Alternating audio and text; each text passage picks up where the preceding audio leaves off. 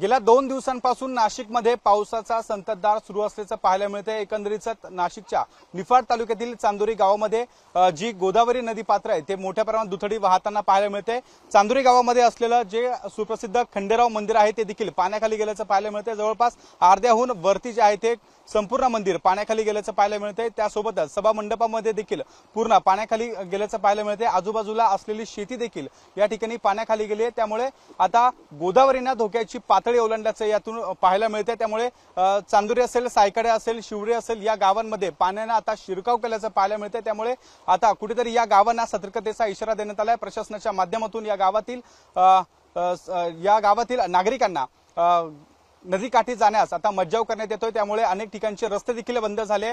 4 ते 5 गावांचा देखील आता संपर्क तुटल्याची माहिती मिळत होती। त्यामुळे एकंदरीत आता गोदावरीनं धोक्याची पातळी ओलांडल्यानंतर आता या गावांना या पुराचा सामना करावा लागणार आहे।